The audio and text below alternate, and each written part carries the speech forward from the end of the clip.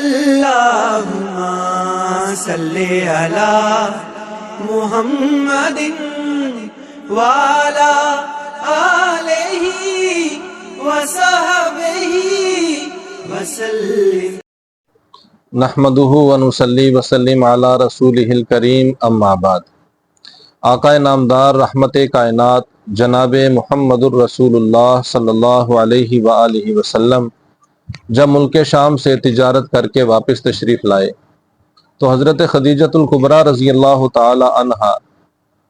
آپ صلی اللہ علیہ وآلہ وسلم کی حکمت عملی،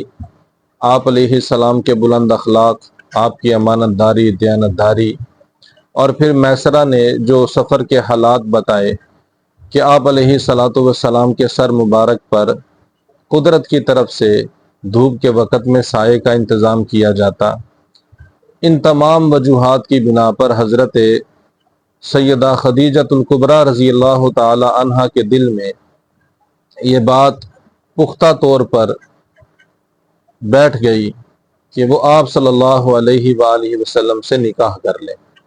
چنانچہ انہوں نے آپ صلی اللہ علیہ وآلہ وسلم کو نکاح کا پیغام بھیجا۔ آپ علیہ السلام نے اپنے چچا جان کے مشورے سے اسے قبول فرما لیا، اور پھر آپ کے چچا جناب ابو طالب نے ایک بڑے مجمع کے اندر، جس میں آپ کے چچا وغیرہ بھی مدعو تھے اور وہ حضرات بھی شریک تھے، آپ صلی اللہ علیہ وآلہ وسلم کا نکاح جناب خدیجۃ الکبریٰ رضی اللہ تعالی عنہا سے کر دیا۔ اس کے بعد آپ صلی اللہ علیہ وآلہ وسلم حضرت خدیجۃ الکبریٰ رضی اللہ تعالی عنہا کے گھر ہی میں رہنے لگے۔ یہ مبارک گھر 2 کمروں اور ایک مہمان خانے پر مشتمل تھا، اور نبی پاک صلی اللہ علیہ وآلہ وسلم نے اپنی زندگی کے مبارک 28 سال اسی گھر کے اندر گزارے۔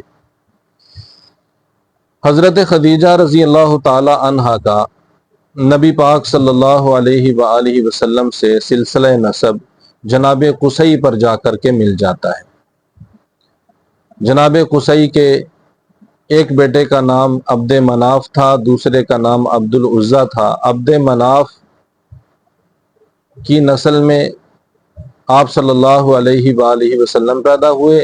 اور عبد العزیٰ کی نسل میں سیدہ خدیجہ رضی اللہ تعالی عنہا پیدا ہوئے۔ آپ صلی اللہ علیہ وآلہ وسلم اور سیدہ خدیجہ رضی اللہ تعالی عنہا کے علاوہ اس گھر کے اندر ایک اور بچہ تھا جس کا نام تھا زید بن حارثہ۔ زید بن حارثہ اصل میں بنو کلب کا گم شدہ بچہ تھا۔ دشمنوں نے، حملہ آوروں نے اس کو اغوا کر کے مکہ لا کے فروخت کر دیا۔ حضرت خدیجہ رضی اللہ تعالی عنہا کے بھتیجے نے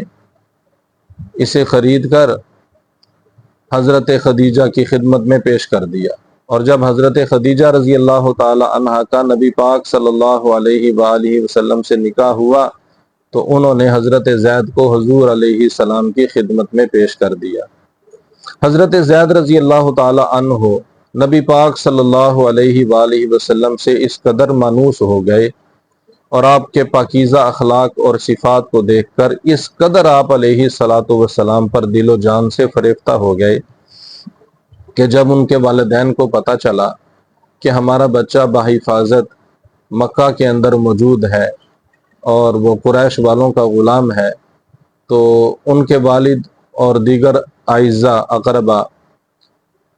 فدیے کا مال لے کر مکہ آئے، اور نبی پاک صلی اللہ علیہ وآلہ وسلم سے گزارش کرنے لگے کہ حضرت زید کو ہمارے حوالے کر دیں اور یہ فدیہ قبول فرما لیں۔ آپ علیہ السلام نے ارشاد فرمایا اس کا فیصلہ خود زید کرے گا، اگر زید تمہارے ساتھ جانا چاہتا ہے تو میں بغیر فدیے کے بلا معاوضہ اس کو تمہارے سپرد کرنے پر تیار ہوں، اور اگر وہ نہ جانا چاہے، میرے پاس رہنا چاہے، تو میں اسے مجبور بھی نہیں کروں گا۔ حضرت زید رضی اللہ تعالی عنہ سے جب پوچھا گیا تو انہوں نے بلا توقف برملا اس بات کا اظہار کر دیا کہ وہ نبی پاک صلی اللہ علیہ وآلہ وسلم کے پاس رہنے ہی کو پسند کرتے ہیں۔ والد صاحب کہنے لگے بیٹا آزادی پر غلامی کو ترجیح دیتے ہو؟ تو حضرت زید رضی اللہ تعالی عنہ کہنے لگے پیارے ابا جان، جو خوبیاں، جو صفات اور جو حسن اخلاق اور جو کمالات میں نے آپ صلی اللہ علیہ وآلہ وسلم کے اندر دیکھے ہیں میں نے کبھی کسی کے اندر نہیں دیکھے۔ میں حضور صلی اللہ علیہ وآلہ وسلم کو چھوڑ کر کہیں نہیں جا سکتا۔ آپ صلی اللہ علیہ وآلہ وسلم نے جب حضرت زید کی یہ والہانہ محبت اور عقیدت دیکھی تو آپ نے بھی مسجد حرام میں جا کر اعلان فرما دیا کہ میں نے زید کو اپنا بیٹا بنا لیا۔ اس طرح حضرت زید رضی اللہ تعالی عنہ زید بن محمد کہلانے کا شرف پا گئے۔